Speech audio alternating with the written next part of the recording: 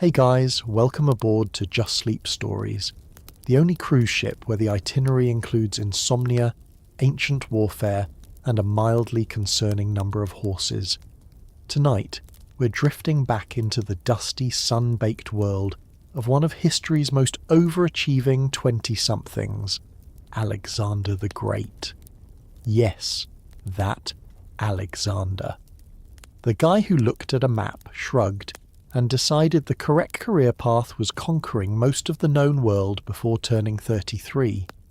Not the Hollywood version with slow-motion swords and dramatic wind machines. I mean the real Alexander. Sweaty armour, endless marching, generals with opinions, and a horse that probably had a better resume than most of the soldiers. So before we begin our gentle march across continents, take a second to like the video and subscribe, but only if you actually enjoy this strange little historical bedtime expedition, and if you feel like it, leave a comment telling me where you're listening from and what time it is for you. There's something oddly comforting about knowing that somewhere on Earth, another human is also listening to stories about ancient Macedonians instead of sleeping like a responsible adult. And if this episode exists because you suggested it, thank you. The comment section is basically the unofficial research department of this channel, and I appreciate every suggestion you send in. Now dim the lights. Maybe turn on a fan for that soft white noise. Pull the blanket up. Get comfortable. Make sure your feet are safely tucked in, because if history teaches us anything, it's that unattended feet are an invitation for imaginary rats, ancient fleas, or possibly a mildly ambitious Persian cavalry scout. Now let's pause for a moment and ask the important questions. Have you ever wondered what it would actually feel like to wake up in ancient Macedonia? Would you survive marching thousands of miles in bronze armour under the Mediterranean sun? Could you follow a boss who casually announces over breakfast that today's plan is invading another empire? What exactly does a conquering army eat when the supply wagons are late, and someone starts eyeing the horses with culinary curiosity?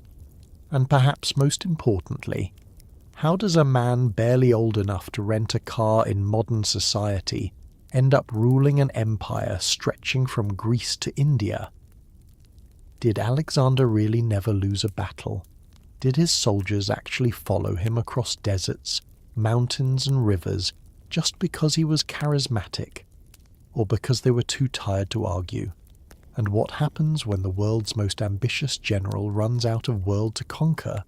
Well, congratulations, you've just woken up in ancient Macedonia. It's the 4th century before the Common Era.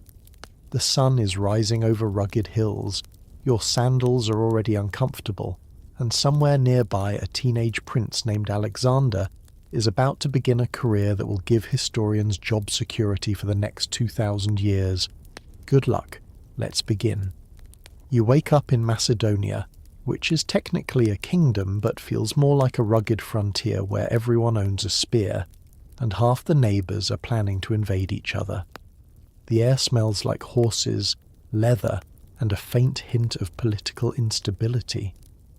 Macedonia sits just north of the Greek city-states, and to the sophisticated Athenians down south, your homeland is basically the ancient version of that wild countryside where people drink too much and wrestle before breakfast. But under the rule of King Philip II, Alexander's father, this scrappy kingdom is quietly turning into a military powerhouse. Philip has spent years reorganizing the army, inventing new battle formations, and generally behaving like a man who looked at traditional Greek warfare and thought, we can make this significantly more terrifying. As you wander through the dusty streets of the Macedonian capital, you quickly notice that life here revolves around two things: war and horses. Macedonians are famously fond of both. Nearly every nobleman rides like he was born in the saddle, and the royal stables smell like ambition mixed with hay. Horses snort impatiently while stable boys move quickly to avoid getting stepped on, which, historically speaking, was a frequent workplace hazard. King Philip has built something new here. The traditional Greek armies relied on citizen soldiers who occasionally showed up for battle between farming seasons. Philip decides that's inefficient. Instead, he creates a professional army that trains constantly. The backbone of this force is the Macedonian phalanx, a formation of infantry carrying enormous spears called sarissas. These spears are so long that when the soldiers stand together, their weapons create a forest of sharp wooden points sticking toward the enemy. Imagine walking toward that. It is essentially the ancient military equivalent of running into a very determined porcupine. The soldiers train relentlessly. Marching drills echo through the valleys. Bronze armor clinks in the sun. Officers shout instructions while men learn how to move in perfect formation. Discipline becomes everything. A phalanx only works if every soldier moves together, like one enormous creature made of shields, spears, and bad intentions. Meanwhile, Philip himself is everywhere at once, planning campaigns, negotiating alliances, reorganizing cities. He drinks, he feasts, he argues loudly with his generals. Macedonian court life is not exactly calm. Political intrigue swirls constantly. Noble families compete for influence. And somewhere inside the palace, a young prince named Alexander watches all of this unfold. You can almost picture him standing quietly in a courtyard, listening as soldiers talk about battles and campaigns, watching the generals argue about tactics, learning how power actually works. Because in Macedonia, childhood for a royal prince doesn't involve bedtime stories about dragons and princesses. It involves listening to adults discuss how best to conquer your neighbours. And Philip has big plans. Greece to the south has spent generations fighting among itself. Athens against Sparta, city against city, alliance against alliance.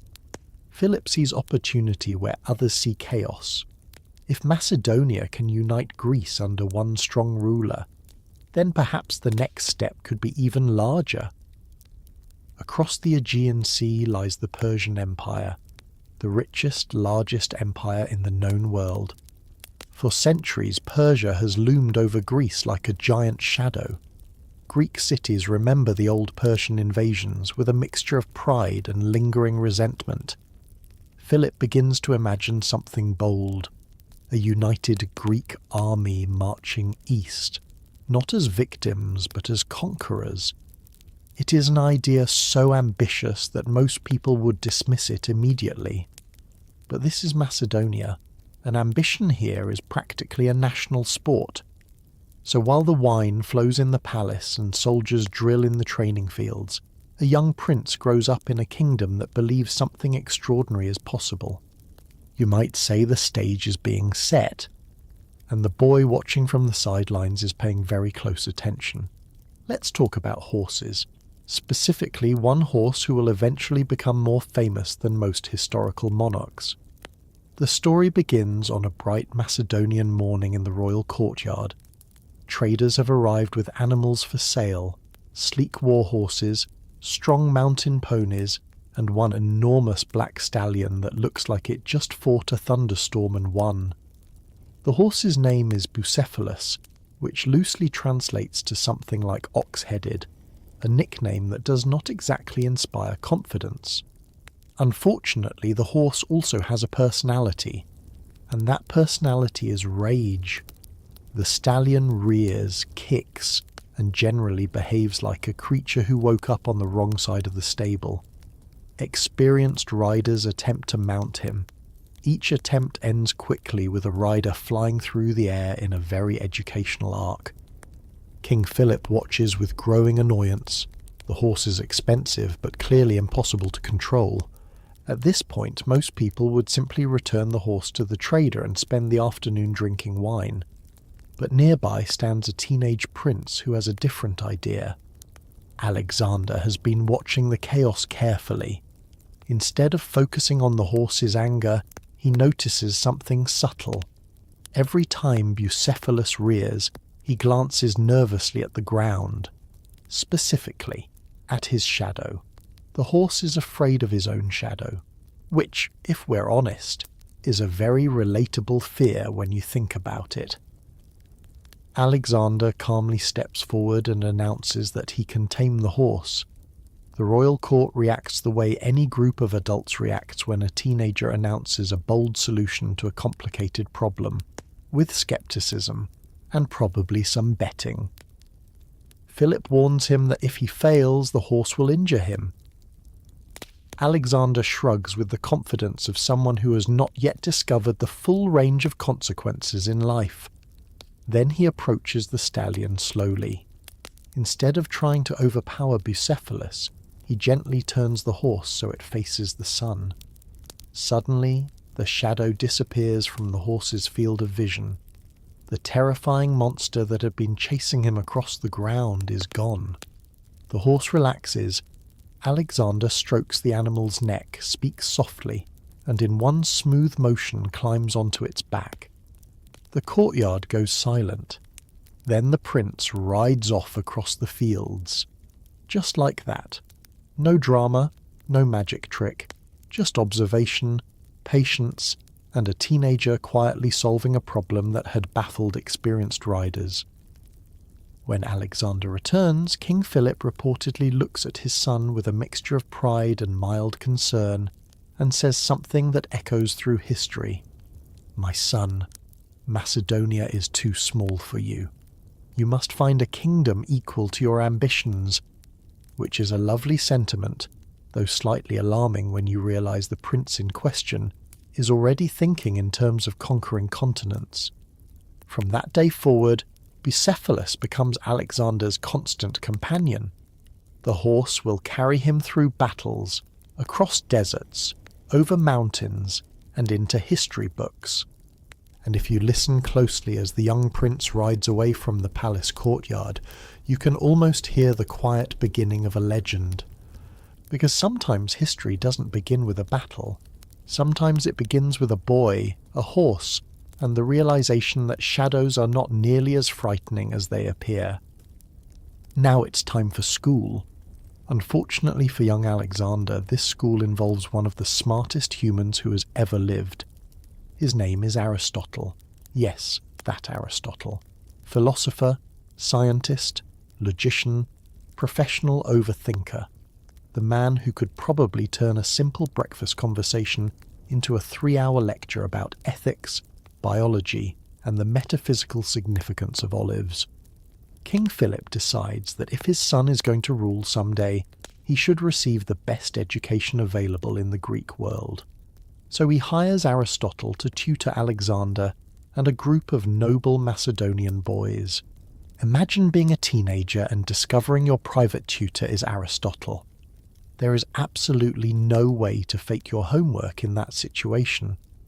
The lessons take place in a quiet sanctuary outside the city, surrounded by trees and shaded walkways. Instead of crowded classrooms, the students walk with Aristotle while he teaches. Philosophy delivered during long strolls through the countryside. Which sounds peaceful until you realize Aristotle has approximately 10,000 questions about everything. What is virtue? What is justice? Why do different animals behave the way they do? Is courage something you are born with, or something you learn? By the end of the week, your brain probably feels like it has run a marathon. But Alexander thrives in this environment. He devours the works of Homer, especially the epic story of the Iliad. The tale of Achilles, the greatest warrior of the Greek world, captures his imagination completely. According to later stories, Alexander keeps a copy of the Iliad with him for much of his life, sleeping with it under his pillow, which is adorable if you're a literature enthusiast, slightly intimidating if you're planning to oppose him in battle someday.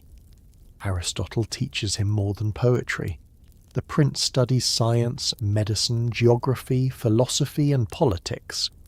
He learns how different governments function, how people behave in groups, how knowledge itself can be organized. For a future general, this education becomes incredibly valuable. Because conquering territory is one thing, understanding it is another. During these lessons, Alexander also forms friendships with the other students, young nobles who will later become his generals, men like Hephaestion, who becomes Alexander's closest companion. Together they walk, debate, argue and laugh under Aristotle's watchful eye. It's a quiet moment in history, before the battles, before the empire, before the endless marching across continents. Right now, Alexander is just a curious young man listening to one of the greatest thinkers in history explain how the world works.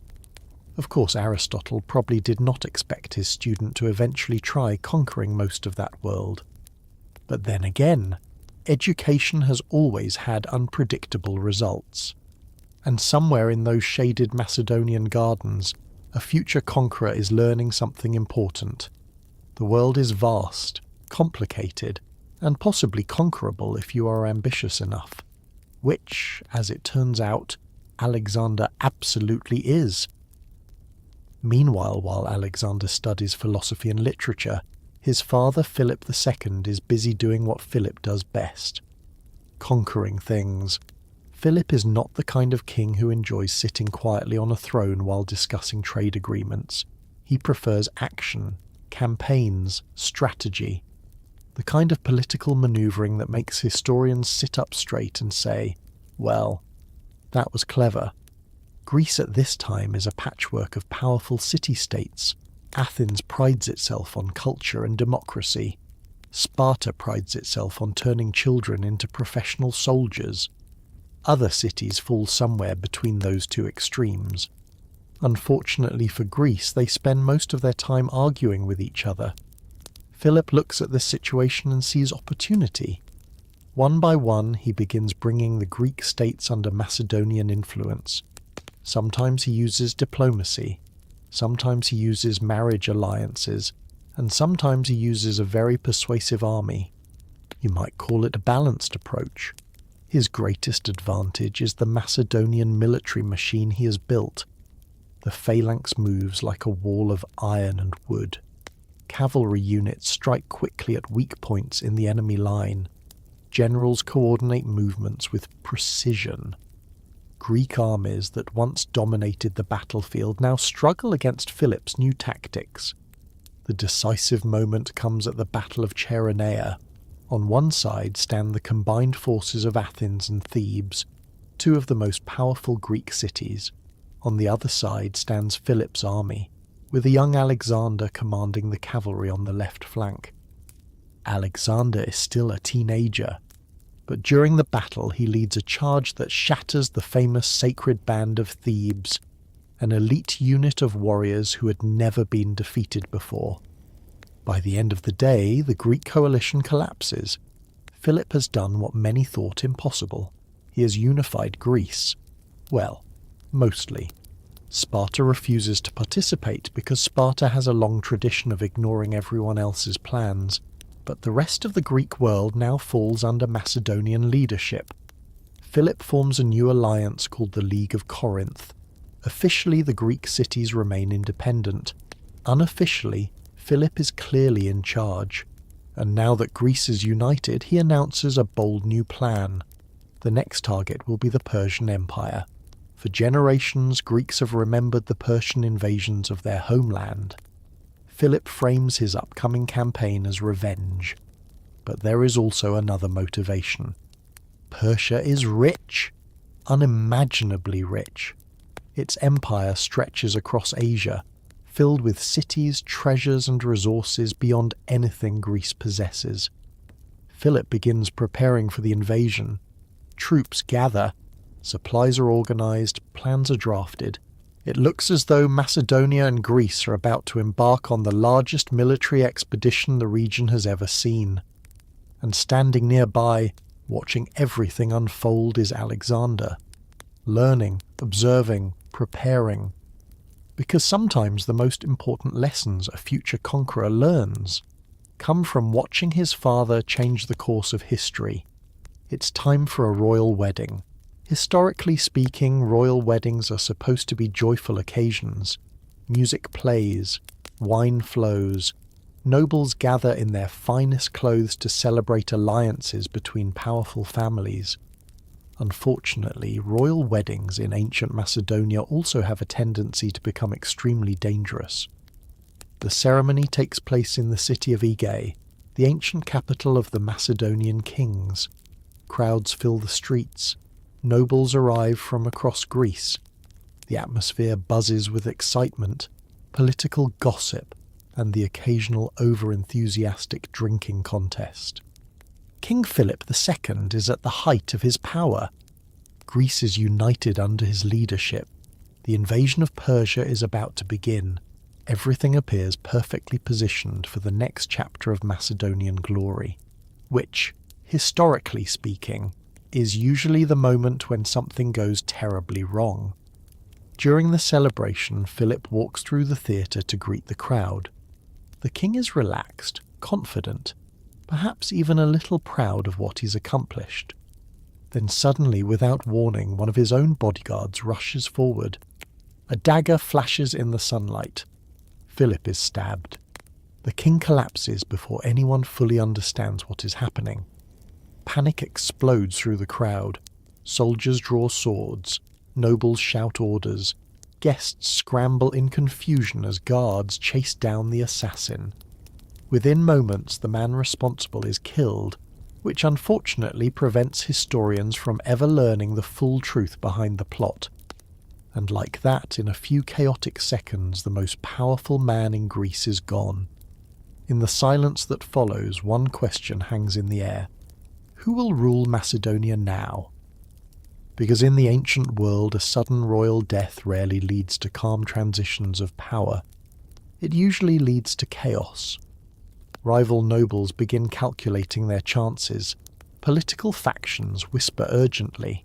Allies and enemies alike try to guess what will happen next. And standing in the middle of the confusion is Alexander. He's 20 years old, barely an adult by modern standards, yet within hours he is proclaimed King of Macedonia. Imagine that moment for a second. One day you are the prince, watching your father prepare for the conquest of Persia. The next day you're responsible for an entire kingdom, surrounded by ambitious nobles, nervous allies, and enemies who are already wondering if the young king might be easy to defeat. Alexander understands the danger immediately. In situations like this, hesitation can be fatal. So instead of waiting for rivals to act, he moves quickly, very quickly. Potential challengers to the throne are removed. Support from the army is secured. Loyal generals rally around the new king. Within days, Alexander has stabilized the kingdom. The young prince has become Alexander the king. And somewhere beyond the mountains and seas lies the Persian Empire, still waiting, still powerful, still the greatest prize in the ancient world. The campaign Philip planned will not be abandoned. It will simply be continued by someone else, someone younger, someone more ambitious, someone who is about to begin one of the most extraordinary journeys in all of history. When a 20-year-old becomes king in the ancient world, people tend to test him. Rebellions pop up. Rivals whisper. Enemies prepare to attack. Alexander responds with the calm restraint of a man who understands that hesitation is fatal. He eliminates political rivals, secures the loyalty of the army, and rides south to remind the Greek city-states who's in charge. The message is simple. Macedonia still rules. Athens grumbles. Sparta shrugs. Everyone else quickly decides that supporting the new king might be healthier than opposing him. Now imagine waking up in the palace the morning after becoming king. Yesterday you were the prince. Today half the kingdom is quietly wondering if you'll survive the week. The Macedonian court is not exactly a peaceful workplace. Noble families hold power, wealth, and their own private ambitions. Some supported Philip, some resented him, some would very much enjoy replacing his son with someone. More cooperative, Alexander understands something important about ancient politics. Uncertainty invites rebellion, so he moves fast, very fast. First, he secures the army. The Macedonian soldiers were fiercely loyal to Philip, but loyalty in ancient armies often follows strength. Alexander addresses them directly. He reminds them of the victories they won under his father. He promises to continue Philip's plans, and perhaps most importantly, he demonstrates confidence. Armies tend to follow leaders who act like leaders. The soldiers accept him, which is excellent news for Alexander, because the next problem arrives almost immediately. News spreads across Greece that Philip is dead. Several city-states begin thinking what city-states always think when a powerful ruler dies. Freedom. Whispers of rebellion move through Athens. Other regions begin reconsidering their allegiance to Macedonia. Somewhere, a politician is probably giving a speech about independence while dramatically pointing toward the mountains. Alexander responds the only way a young king in his position can respond, by marching. The army moves south through Greece like a thunderstorm with sandals. Cities that were considering rebellion suddenly reconsider their life choices. Diplomats hurry out of city gates with polite messages about continued friendship. Alexander meets with Greek leaders, confirms existing alliances, and makes it very clear that Macedonia remains in charge. The entire campaign happens so quickly that many rebellious plans never have time to fully develop, which is one of Alexander's greatest advantages throughout his career. Speed.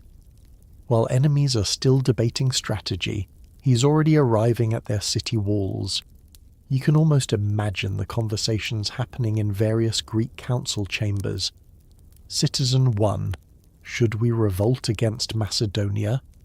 Citizen 2. Possibly. Citizen 3. Wait. Why do I hear marching?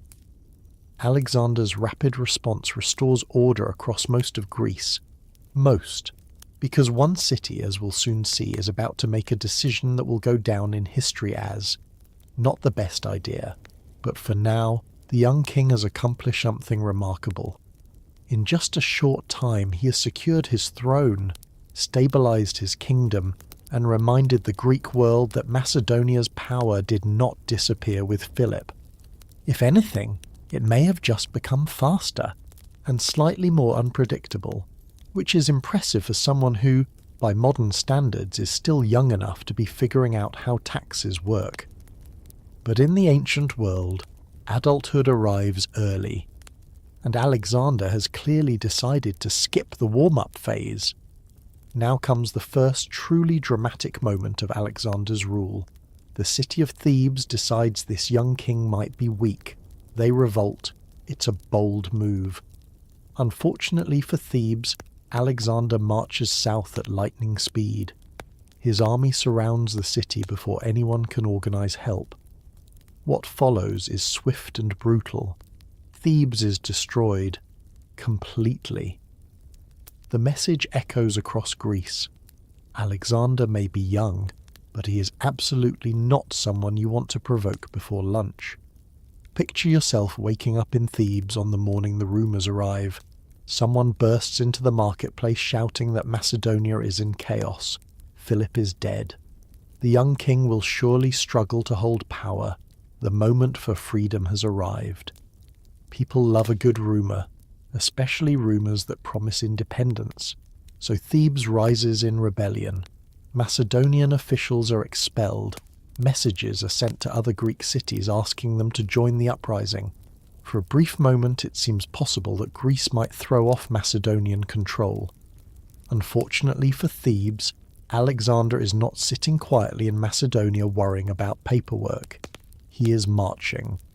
And he marches very quickly. Before many cities even decide whether they support the rebellion, Alexander's army appears outside Thebes like a sudden thundercloud. The Thebans probably expected months to prepare. Instead, they get days. The city walls close. Soldiers rush into position, messengers race desperately to neighbouring states asking for help, but help never arrives. The Macedonian army surrounds the city. Negotiations begin briefly, but the tension is already too high. Fighting erupts. Macedonian forces breach the defences. What follows is harsh even by ancient standards. The city is destroyed. Large portions of Thebes are burned. Survivors are sold into slavery. Only temples and the house of the poet Pindar are spared. It is a shocking event. Greek cities had fought many wars against each other, but the complete destruction of such a famous city sends a chilling message across the region. Alexander has demonstrated something very clearly. He is not a temporary ruler, and rebellion has consequences. For the rest of Greece, the message is unmistakable. Athens, which had quietly supported the rebellion, suddenly adopts a much more diplomatic tone. Other cities reaffirm their loyalty. The possibility of widespread revolt disappears almost overnight. You might say Alexander has successfully introduced himself to the Greek world, and while the method is memorable, it achieves exactly what he needs: stability. Because the next phase of his plans will require something extremely important: the entire Greek world marching in the same direction, east, toward the Persian Empire. And after what happened to Thebes, very few cities are eager to argue about the itinerary. Now that Greece is under control, Alexander turns to the real prize, the Persian Empire. Persia is enormous, vast, wealthy beyond imagination. It stretches across continents. For generations, Greek leaders have dreamed of invading it. Alexander decides the time has come, so in the spring of the 4th century before the Common Era, he gathers an army of roughly 40,000 soldiers and prepares to cross into Asia. It's an audacious gamble. If it fails, Macedonia collapses. If it succeeds, well, history's about to get interesting. Imagine standing on the shore of the Aegean Sea, watching thousands of soldiers gather for the expedition. Armour glints in the sunlight. Horses stamp impatiently in the sand. Supply wagons creak under the weight of food, weapons, and equipment. The air smells like salt water, leather, and anticipation. Because this is not just another campaign. This is an invasion of the largest empire in the world.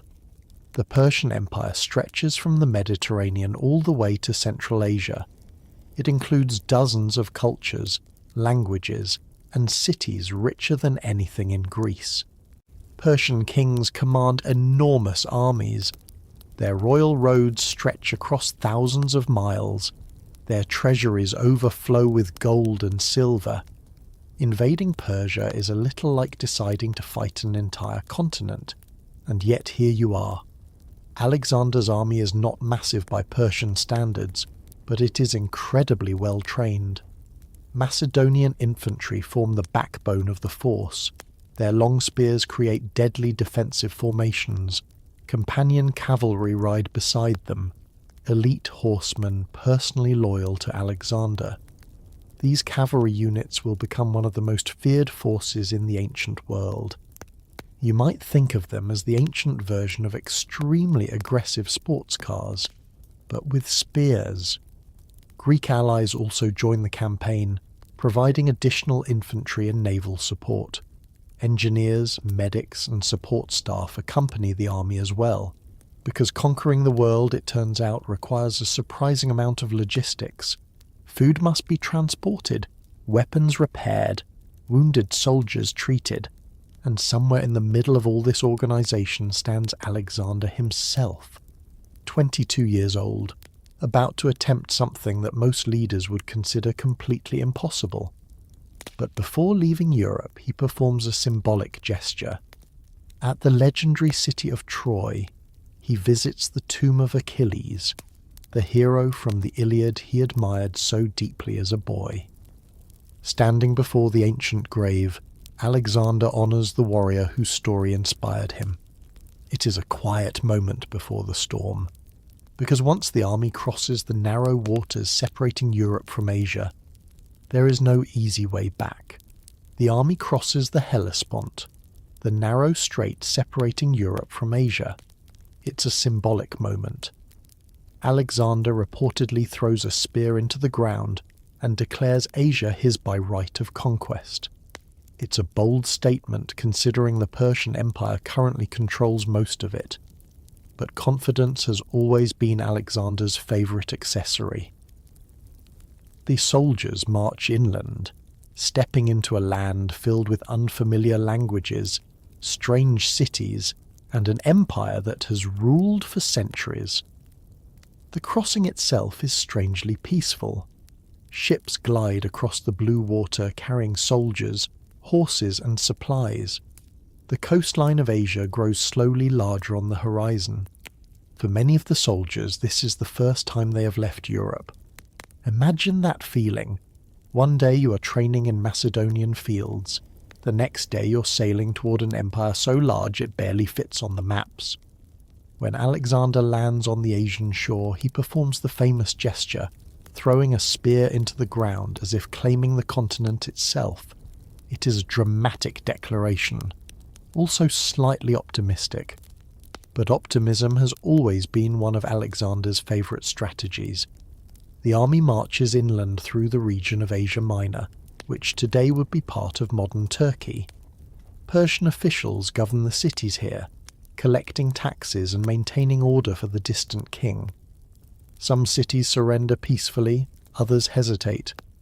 Alexander offers them a simple choice.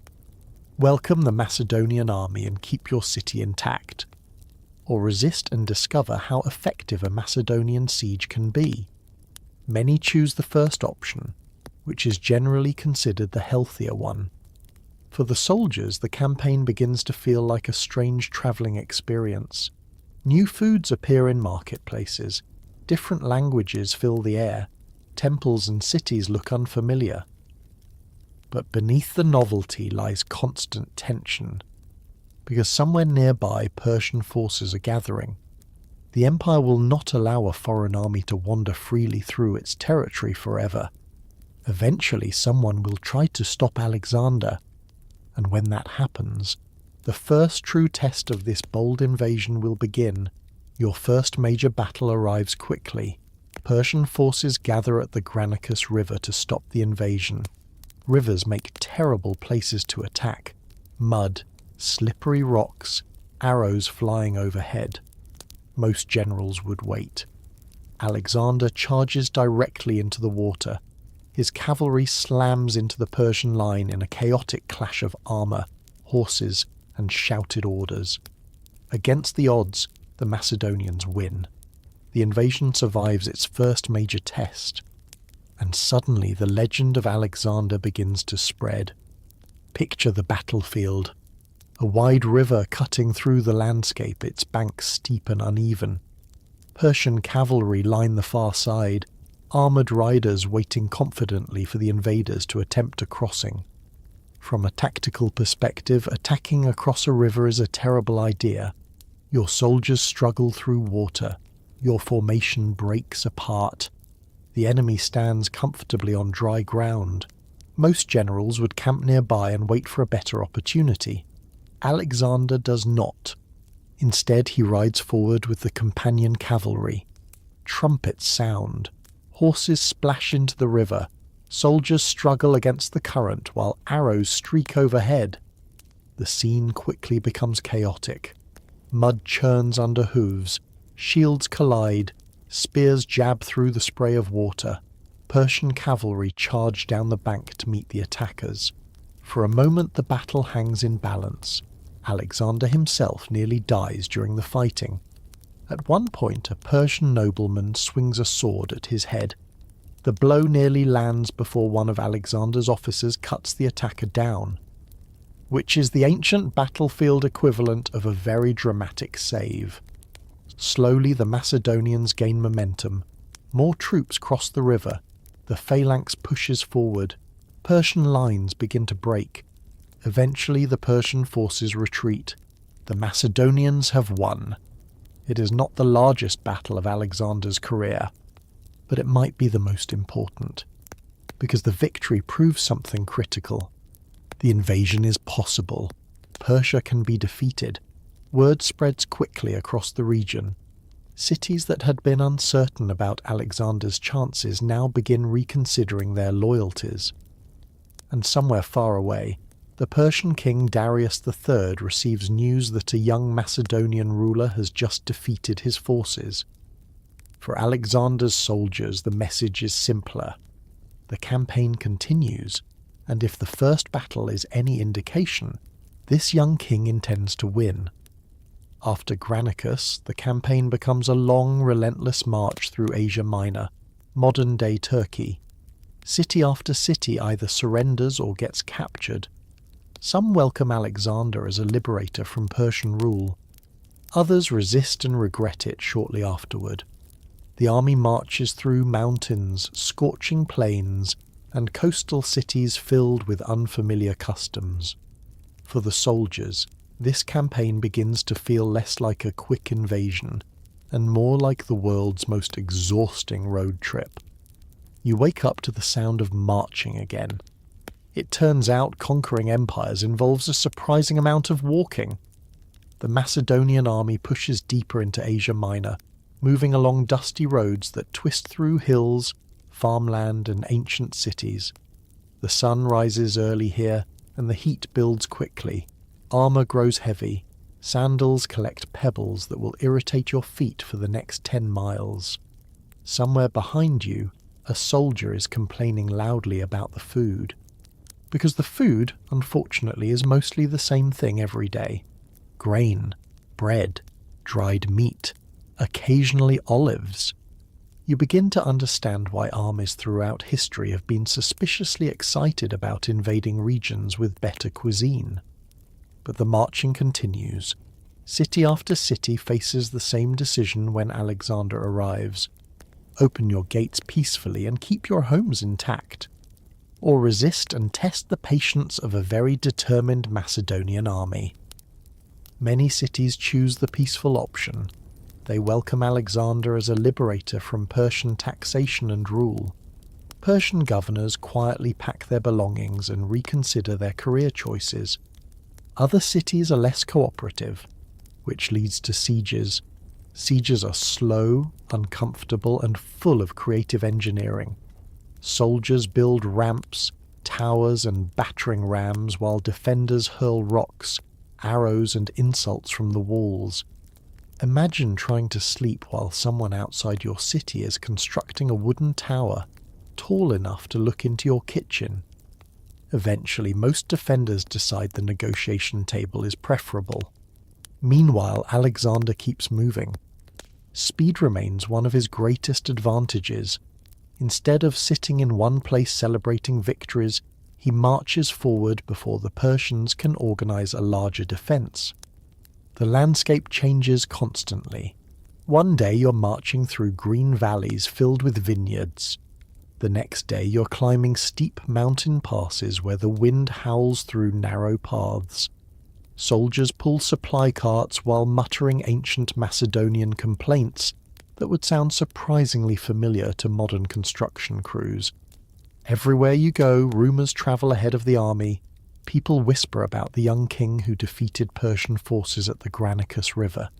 They talk about his cavalry charges, his fearless leadership, and the strange speed at which his army moves. Some stories exaggerate wildly, which, historically speaking, happens almost immediately whenever someone starts winning battles. Alexander encourages this reputation. He visits temples, honours local traditions, and sometimes restores cities that suffered under Persian rule. It's a clever strategy. Conquer people, but make them feel like you're helping them. It works remarkably well. Soon the Macedonian army controls most of Western Asia Minor, and yet the campaign is still only beginning. Because somewhere deeper in the empire the Persian king himself is preparing to respond. And when a king who rules half the known world decides to enter the war personally, things are about to become much more interesting. In the city of Gordium, Alexander encounters a strange legend, a complex knot tied to an ancient cart. Prophecy says whoever unties it will rule Asia. Alexander studies the knot for a moment, then cuts it in half with his sword. Problem solved. It's a move that perfectly summarizes his personality. When faced with a complicated puzzle, sometimes the fastest solution involves a sword. You arrive in the quiet city of Gordium after weeks of marching through the Anatolian countryside. The town itself isn't especially large, but it carries an ancient story that everyone seems eager to tell. Inside a temple stands an old wooden cart once belonging to a legendary king named Gordius, and attached to this cart is a knot. Not just any knot, an extremely complicated knot. It is twisted and wound so tightly that no one can see where it begins or ends. Generations of curious visitors have stared at the knot, poked at it, and probably muttered the ancient equivalent of, "Who tied this thing?" According to the prophecy, whoever manages to untie the knot will rule all of Asia. Which sounds impressive. It also sounds like the kind of puzzle that would keep philosophers busy for the next 500 years. Naturally, someone suggests that Alexander take a look at it. You can imagine the scene. Priests stand nearby. Soldiers gather curiously. The future conqueror of Persia studies. A rope. Alexander examines the knot carefully. He turns it in his hands, searching for the hidden ends that would allow it to unravel. But the knot refuses to cooperate. Now, if this were a philosophy seminar with Aristotle, the next step would involve several hours of thoughtful discussion about the symbolic meaning of ropes. But this is Alexander. He pauses for a moment. Then he draws his sword. With one quick motion he slices the knot apart. Problem solved. Technically the knot is no longer tied. The crowd reacts with a mixture of shock, amusement, and admiration. Some priests later claim that thunder rolled across the sky that night, confirming the prophecy had been fulfilled. Which may or may not be true, but the story spreads quickly. The young king who intends to rule Asia has already begun fulfilling ancient prophecies. It's a wonderful piece of storytelling, and Alexander understands something important. Legends travel faster than armies. From this moment forward, the phrase cutting the Gordian knot will become famous across history, meaning solving an impossible problem with bold, decisive action.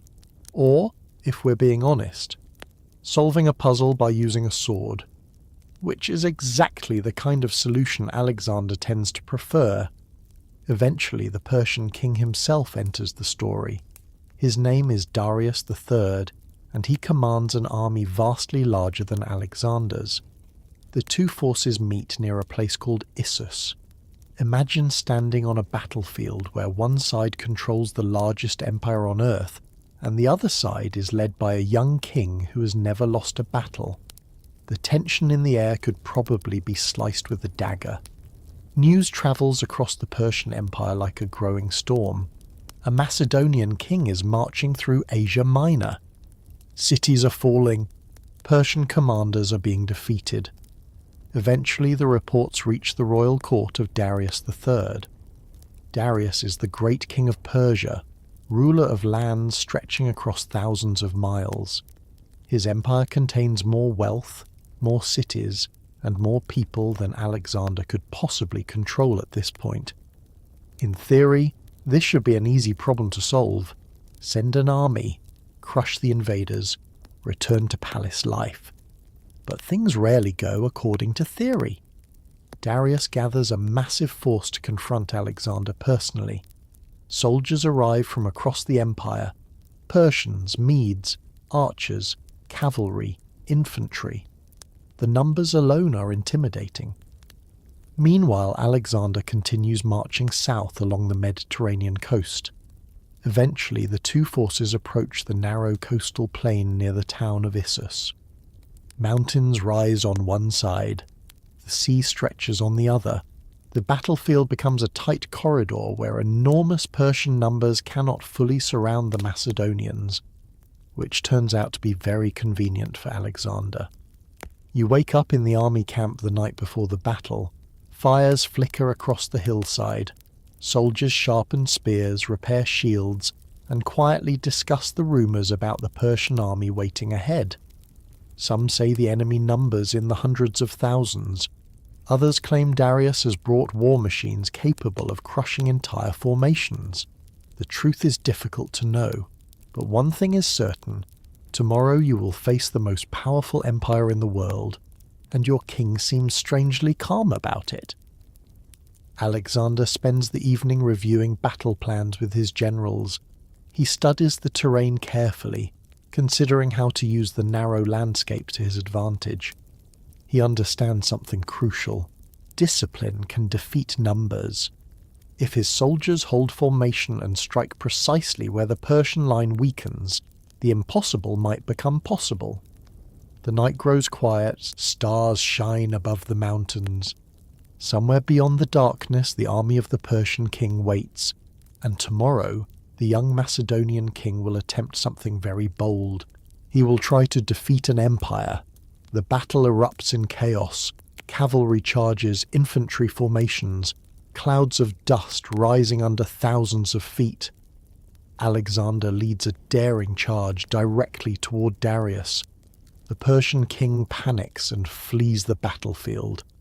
Against overwhelming odds, Alexander wins again. Even more astonishing, Darius's family, his mother, wife, and children, are captured. Alexander treats them with surprising respect, which only adds to his growing reputation. Morning arrives with the sound of trumpets and shouting. Soldiers form ranks along the narrow plain near the Pinarus River. Shields lock together. Spears rise into position like rows of iron branches. Across the field, the Persian army stretches outward in glittering lines of armour and banners. The scale of it is breathtaking. But Alexander has already decided how this battle will unfold. The Macedonian phalanx moves forward steadily, their long sarissas creating a deadly wall of spears. Persian archers release volleys of arrows that whistle through the air like angry insects. The battle begins with chaos. Cavalry units crash into each other near the riverbanks. Infantry struggle through uneven ground while shouting commands over the noise of clashing metal. Dust rises everywhere. You can barely see more than a few yards in front of you. Somewhere in the centre of the battlefield stands Darius himself, riding in a magnificent chariot surrounded by elite guards. Alexander spots him, and that changes everything. Instead of attacking the entire Persian army evenly, Alexander leads a concentrated cavalry charge directly toward the king. It is a risky move, but if the king falls, the army might collapse. The companion cavalry thunder forward. Horses surge through gaps in the enemy line. Spears strike. Shields crash. For a moment the Macedonians break through. Darius watches the cavalry approaching at terrifying speed. And then something remarkable happens. The king turns his chariot, and he flees. In ancient warfare, the moment a king runs, the army's confidence collapses. Persian soldiers begin retreating across the battlefield. Some throw down weapons. Others try to regroup but quickly lose coordination. The battle is over. Against overwhelming odds, Alexander has won again.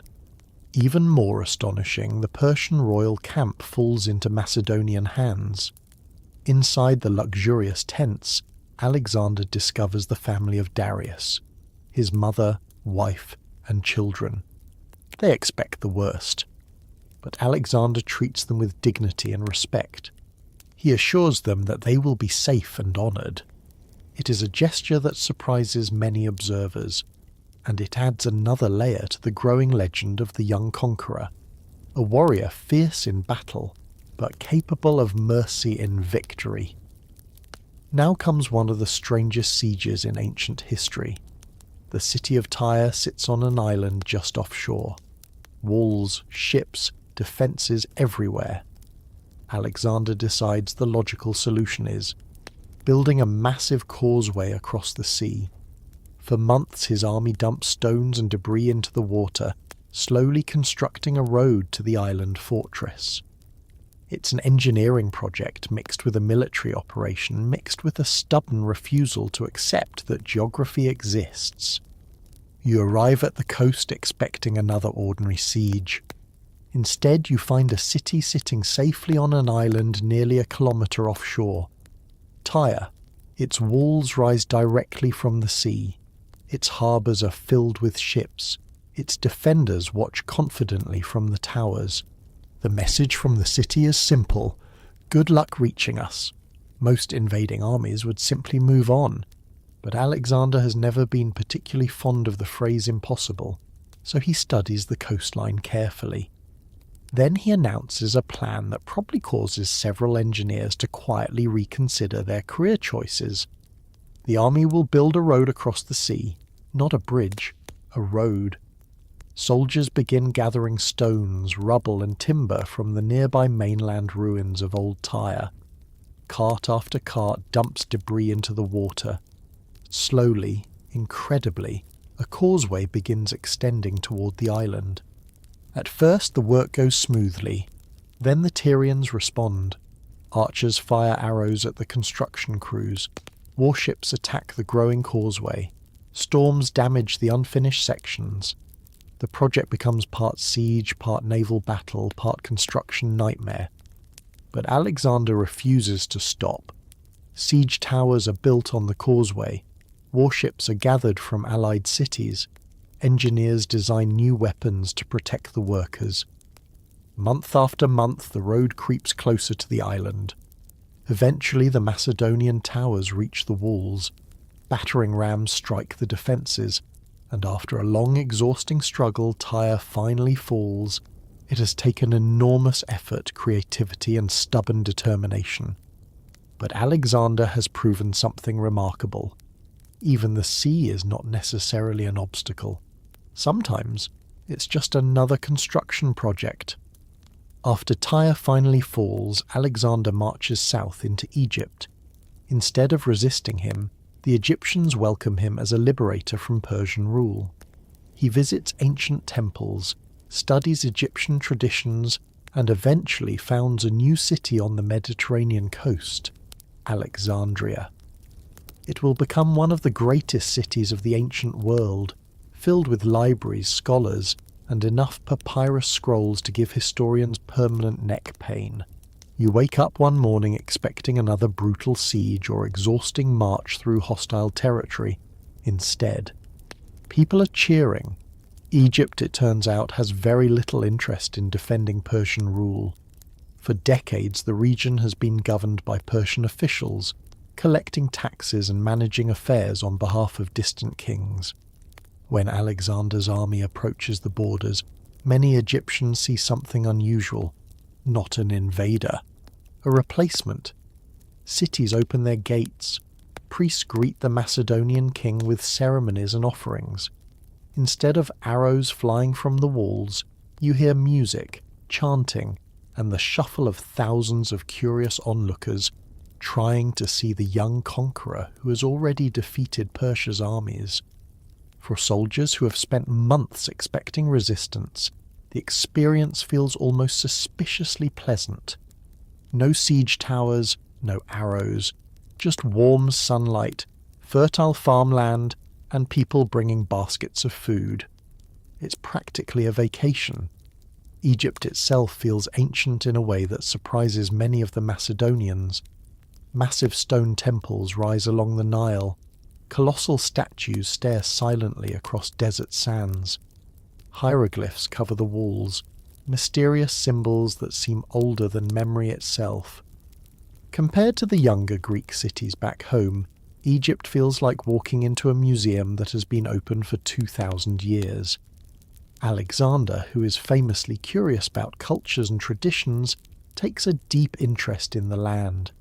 He visits temples and participates in ceremonies honouring Egyptian gods. priests quickly recognize an opportunity and declare him the rightful pharaoh of Egypt. Which is quite the promotion. You started the year as king of Macedonia. Now you are also pharaoh. But Alexander isn't finished. While travelling along the Mediterranean coast, he notices something about a particular stretch of land.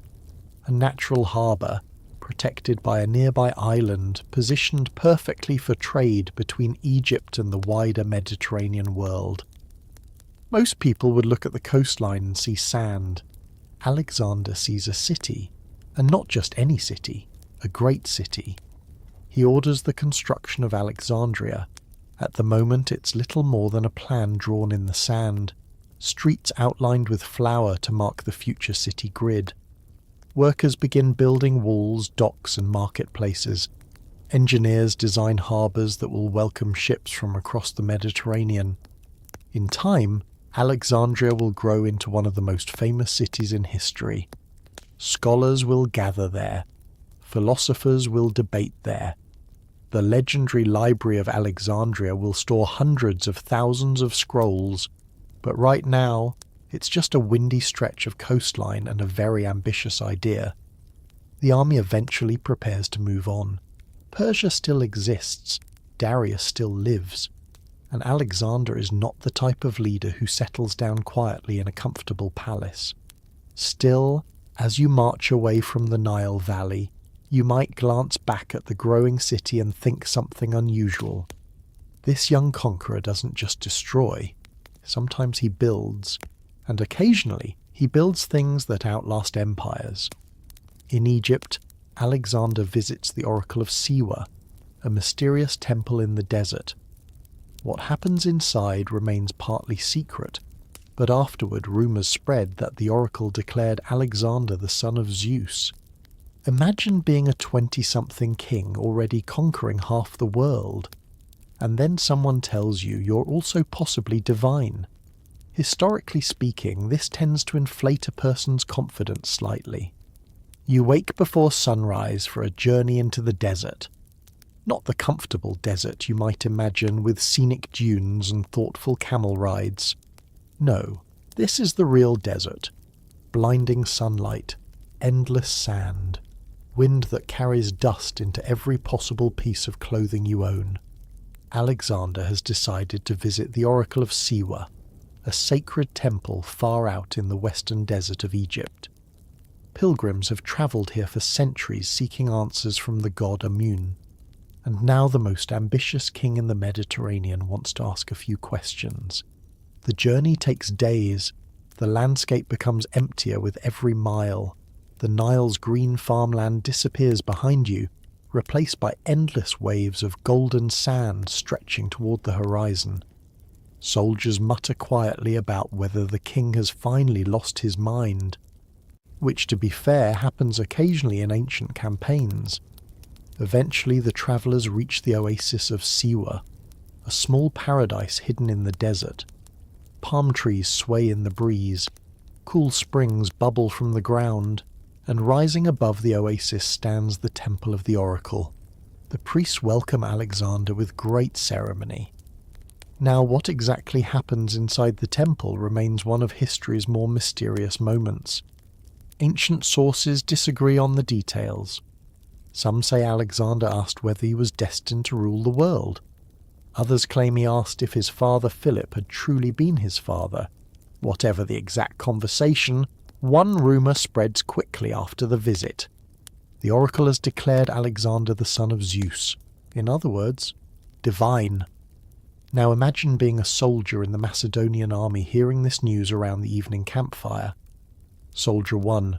The oracle says the king is the son of Zeus. Soldier 2. Really? Soldier 3. That explains the marching speed. Alexander himself seems to embrace the idea, at least a little.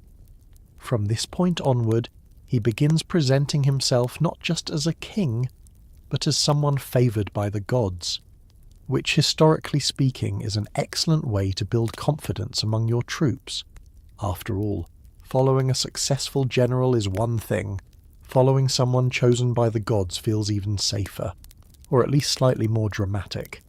Still, As the army leaves Siwa and returns towards civilization, one thing becomes clear. Alexander's ambitions are growing. He is no longer simply a king fighting another king.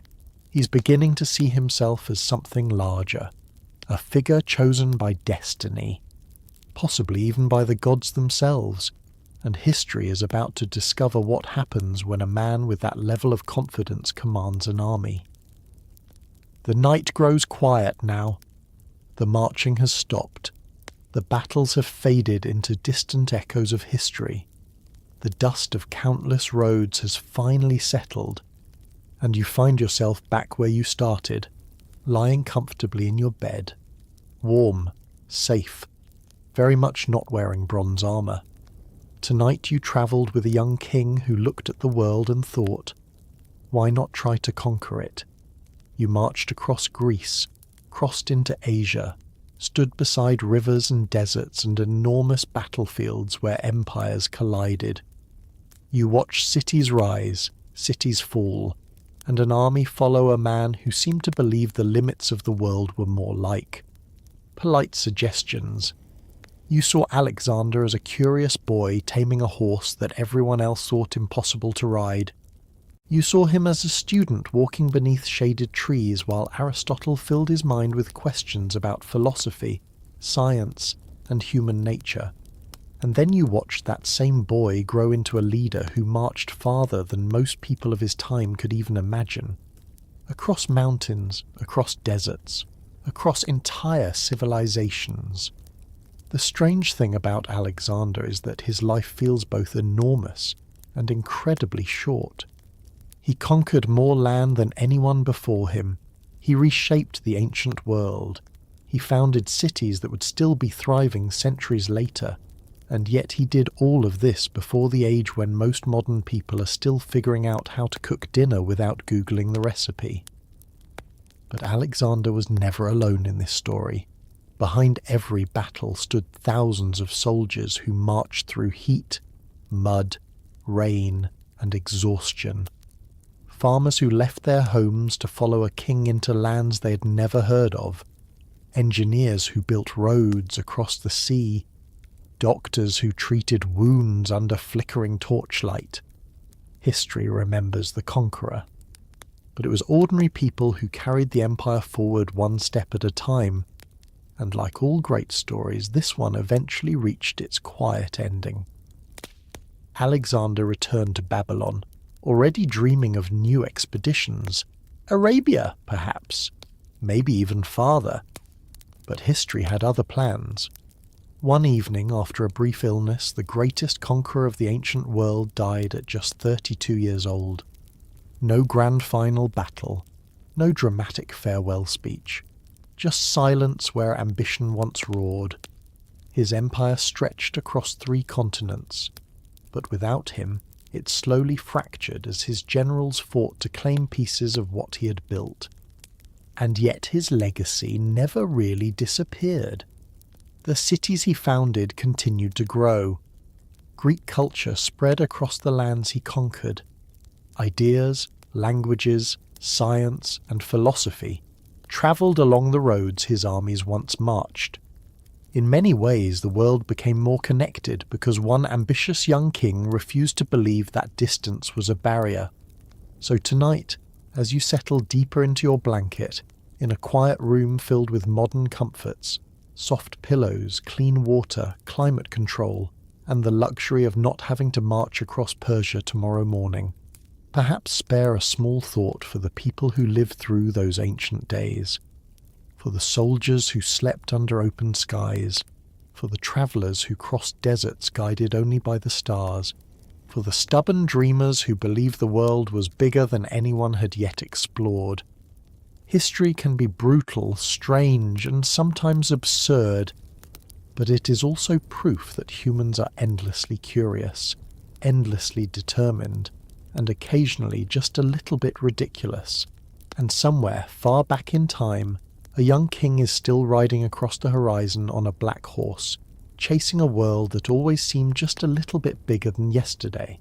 But for you, the marching is finished, the fires have gone out. The ancient battlefield is quiet, So dim the lights a little more, let the night grow still, and drift gently into sleep. Good night.